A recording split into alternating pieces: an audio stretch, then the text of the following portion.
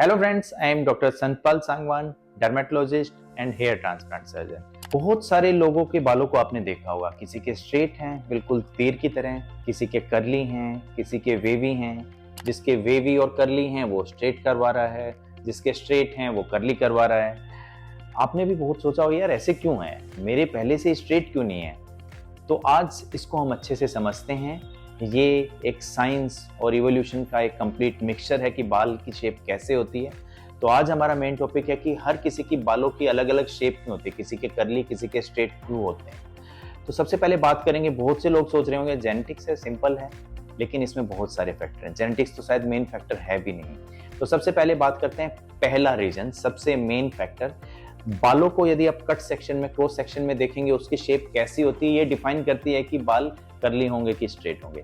जैसे cut section में आपके बाल राउंड शेप में होंगे तो वो स्ट्रेट होंगे, थोड़े से ओवल हो जाएंगे तो वो वेवी हो जाएंगे, यदि वो इलिप्टिकल हो जाएंगे तो वो कर्ली या कोयली और ज्यादा कोयल हो जाएगा।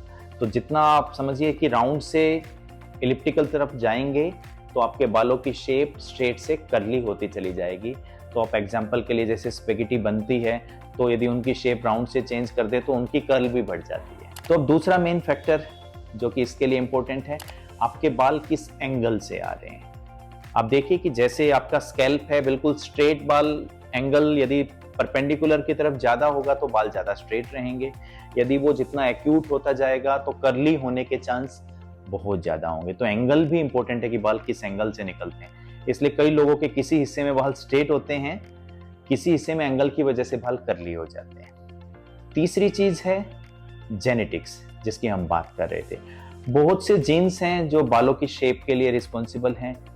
बहुत से जीन्स फाइंड आउट हुए हैं, उसमें से एक बड़ा इंपॉर्टेंट जीन है ट्राइकोहाइलिन जीन, TCHH जीन। अब जिसमें ये जीन प्रेजेंट है उसके बाल जनरली कर्ली होंगे। तो हम कह सकते हैं कि यदि पेरेंट्स के बाल आपके कर्ली हैं तो बच्चे के भी कर्ली होंगे, लेकिन ये इतना सिंपल नहीं है क्योंकि जीन्स बहुत सारे इन्वॉल्व हैं। ये DNA फिंगरप्रिंटिंग की तरह नहीं है। आपके पेरेंट्स के बाल कर्ली हैं तो भी बच्चे के बाल स्ट्रेट हो सकते हैं और रिवर्स भी पॉसिबल है। इवन ट्विन ब्रदर्स में भी, जुड़वा बच्चों में भी एक के बाल कर्ली और एक के स्ट्रेट हो सकते हैं। चौथा फैक्टर है, हम सब जानते हैं कि बाल एक प्रोटीन से बने हैं जिसको हम केराटिन बोलते हैं। बहुत सारी चीजें केराटिन के नाम से आपने सुनी होगी, ट्रीटमेंट भी। केराटिन एक बड़ा ही इंपॉर्टेंट प्रोटीन है जिसमें कि बहुत सारे बॉन्ड्स होते हैं, वो एक फाइबर की तरह हैं। स्ट्रॉन्ग बॉन्ड्स भी होते हैं, डाइसल्फाइड बॉन्ड, और वीक बॉन्ड हाइड्रोजन बॉन्ड्स होते हैं। अब जिस बालों में जितने ज्यादा बॉन्ड होंगे वो उतने कर्ली होंगे। तो स्ट्रॉन्ग डाइसल्फाइड बॉन्ड ज्यादा है, हाइड्रोजन बॉन्ड कम है तो वो ज्यादा कर्ली होगा। जिसमें वीक बॉन्ड है वो ज्यादा स्ट्रेट हेयर होगा।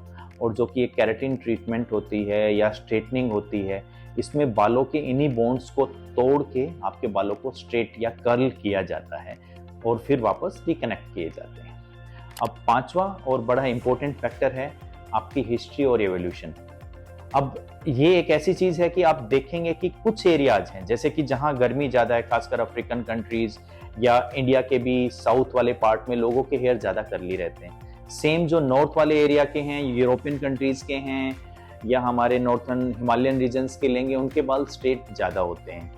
तो आप समझिए कि कर्ली हेयर की वजह से सन की थोड़ा धूप से प्रोटेक्शन हमें ज्यादा मिलती है, स्कैल्प ज्यादा कूल रहता है। सेम यदि कोई विंटर वाले एरिया में है, उसमें थोड़ा सा जो स्ट्रेट हेयर है वो ज्यादा प्रोटेक्ट करते हैं बॉडी की हीट को, तो वो ज्यादा इस तरह से इवोल्यूशन के हिसाब से भी बालों की शेप चेंज हो जाती है। तो नेक्स्ट टाइम आप जब भी किसी के बाल देखें तो आप ये समझिए कि ये आपकी हिस्ट्री, इवोल्यूशन, जीन्स, आपके प्रोटीन सबको मिला के बना है। तो हर किसी को अपने बालों पे प्राउड होना चाहिए, वो स्ट्रेट हैं या कर्ली हैं, वो सुंदर हैं। आप उसकी शेप चेंज करने की कोशिश में उनको डिस्ट्रॉय मत कीजिए और समझिए कि ये एक इवोल्यूशन के हिसाब से ही आपको दिए गए हैं। Thank you.